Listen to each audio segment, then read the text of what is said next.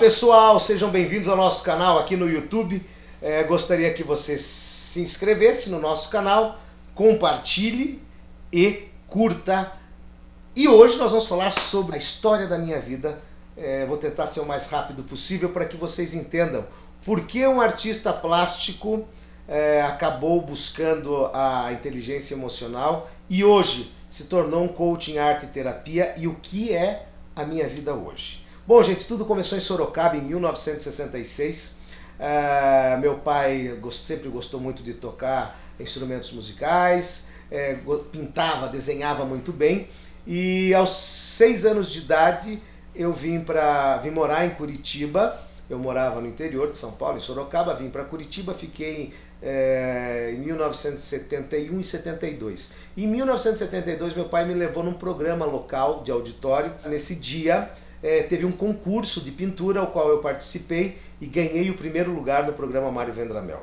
Depois disso eu voltei para São Paulo e até os 8, 9, 10 anos, além de jogar futebol, que eu gostava com a gurizada na rua, no campinho que a gente falava, eu gostava muito de fazer papagaios, pandorgas e não só fazer, como tinha vontade de vender. Então eu fazia e vendia para a gurizada. Quando eu comecei a ver que isso dava dinheiro, eu ganhei um molde da Disney e você enchia de gesso, esperava secar, aquilo esquentava, você tirava, cortava as bordinhas e depois pintava.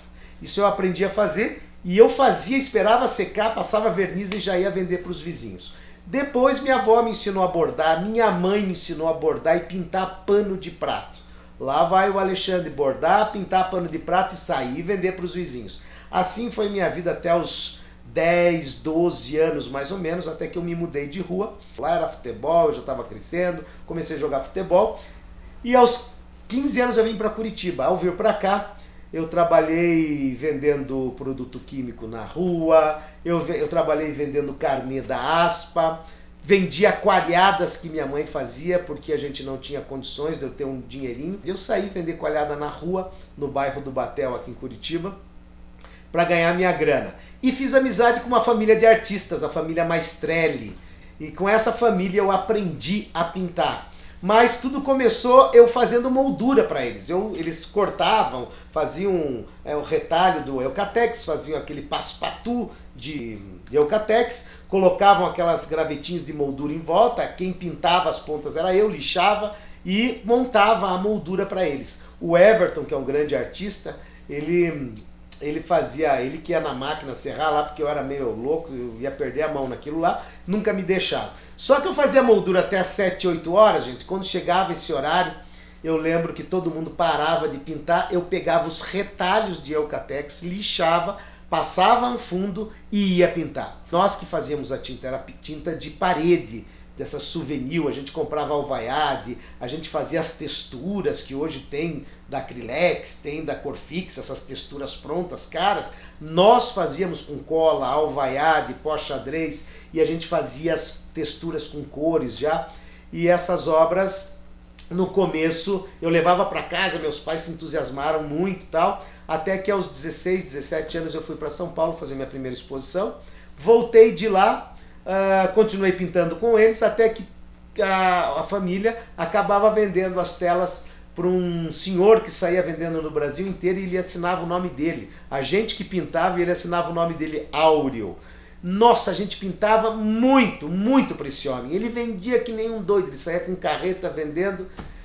E aconteceu de que a minha primeira exposição foi aqui no Santa Mônica Clube de Campo, depois fui para Sorocaba fazer essa exposição e voltei a trabalhar com a dona Vanilda, mas não contente só com isso, e aquela história de que ia ser artista não dá dinheiro e papapá, acabei entrando no banco, trabalhei no Banco Real por um ano, saí, não aguentei ficar no banco, saí e comecei a fazer riscos, desenhar para arquitetos.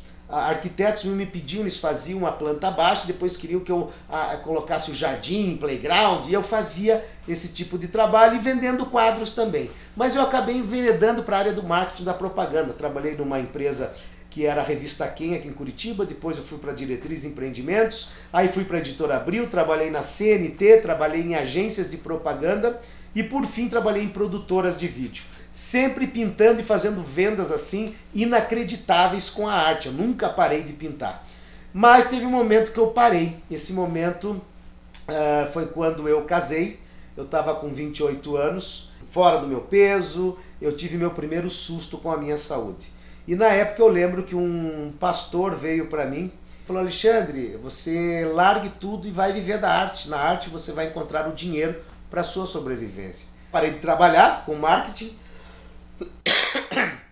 e me dediquei só à pintura. Não foi fácil os primeiros meses. Eu comecei a pintar para os leilões de televisão e comecei a vender muito. Nesse momento, me veio ao coração aquele sentimento de que Deus, mais uma vez, né, estava na minha vida. E essa foi a primeira ficha que caiu para que vocês entendam o hoje do Alexandre Rodrigues.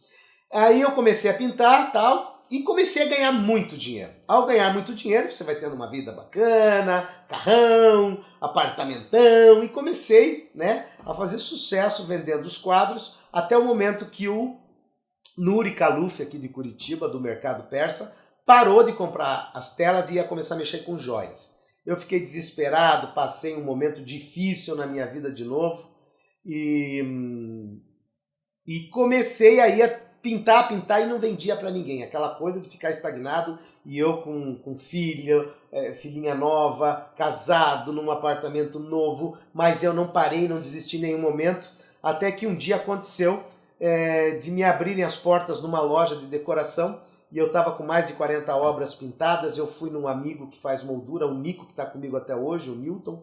Eu falei: Newton, eu preciso dos quadros, preciso apresentar com moldura, você me faz consignado essas molduras? Ele falou: faço. Eu levei e vendi todos os 40 quadros eu vendi, numa cidade próxima de Curitiba, vendi tudo, voltei e comecei. Aí eu vi que tinha um novo mercado se abrindo para mim, que seria o nicho das lojas de decoração. Aí eu criei um projeto ousado, abri um espaço cultural alternativo, onde as lojas de decoração naquela época não compravam obras.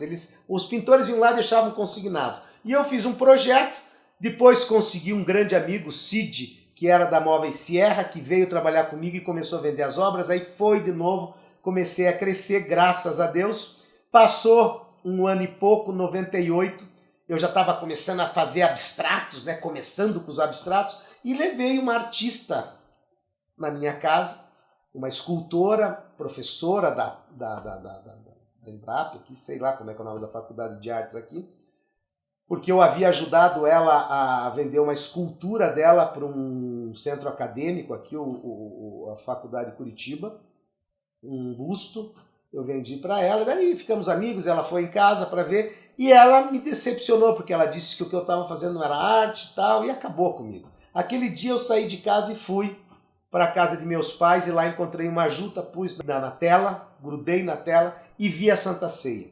Nessa hora que eu vi a Santa Ceia, eu estava tão angustiado, porque eu estava bem financeiramente. Aquele pastor falou que era para mim viver da arte. No dia que ele falou isso, ele contou para mim a passagem de Cristo quando é cobrado de César pelos impostos.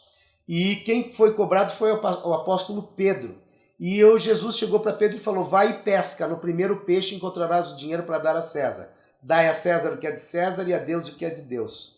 Aí Pedro fala: mas por que era o peixe? Ele falou: porque foi o dom que o Pai te deu, a pescaria. Então é no peixe que você vai encontrar o dinheiro. Por isso que o pastor falou para mim que era para que eu fosse, não sou evangélico, mas tenho amizade com pessoas de várias religiões, e esse pastor nesse dia foi jantar em casa. Então isso aconteceu, e naquele dia que falaram que minha pintura não era nada, que eu era um grande vendedor, mas eu não pintava nada, eu fui para casa da minha mãe muito chateado, estiquei a juta. Quando eu vi aquela juta, eu vi a Santa Ceia.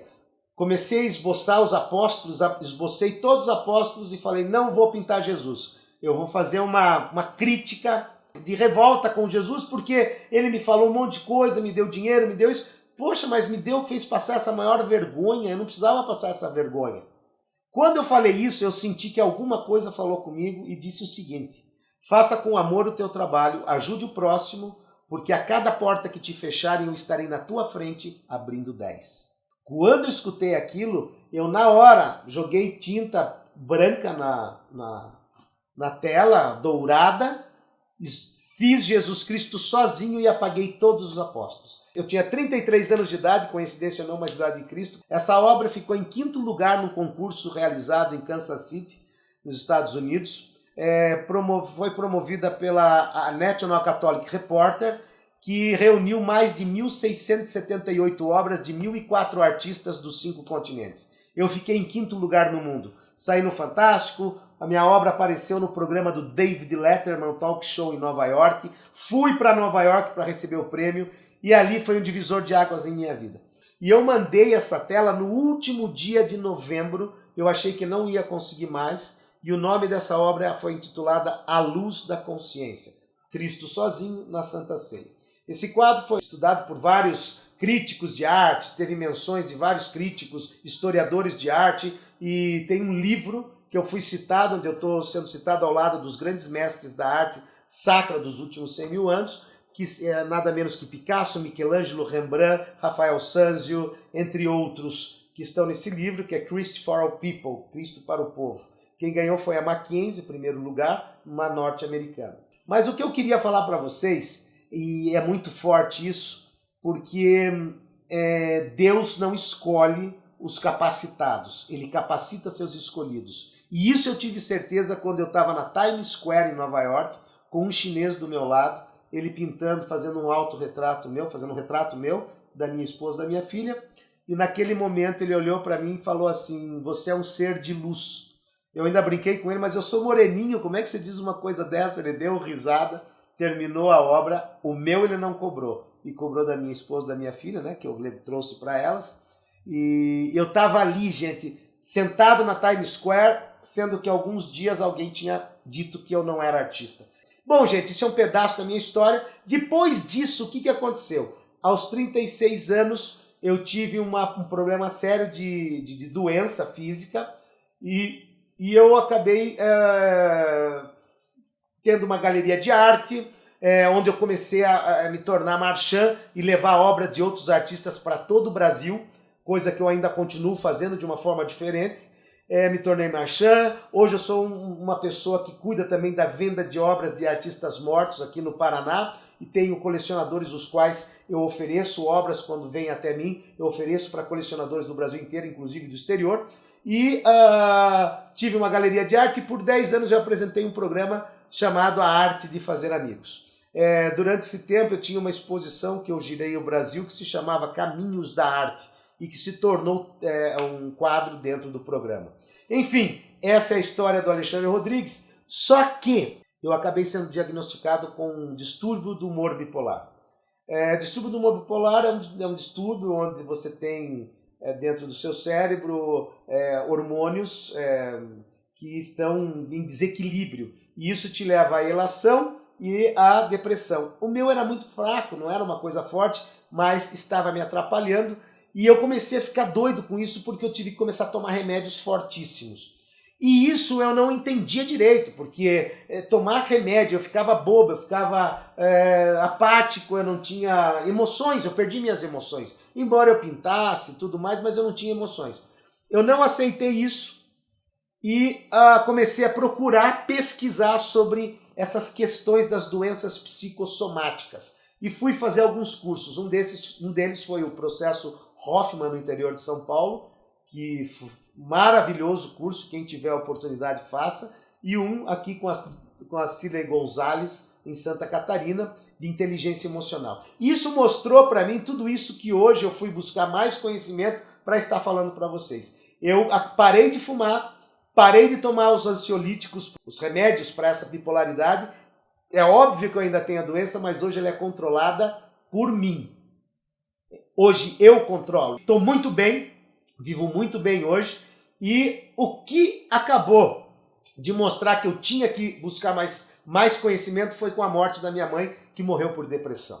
Ela morreu por depressão aos 70 anos, e isso foi para mim o fator que me fez buscar e hoje estar formado em coaching, arte terapia, para buscar essas ferramentas e tentar ajudar o máximo de pessoas que eu possa. E eu estou aqui com esse canal justamente para isso, para poder levar para você essa história maravilhosa de um artista, de uma pessoa que, através da arte, da inteligência emocional, entendeu o porquê, para quê e o que eu devo fazer nesta minha passagem, nesta minha história aqui. Um abraço, valeu, curta, compartilhe e inscreva-se no nosso canal. Um abraço a todos, fiquem com Deus e até o próximo vídeo.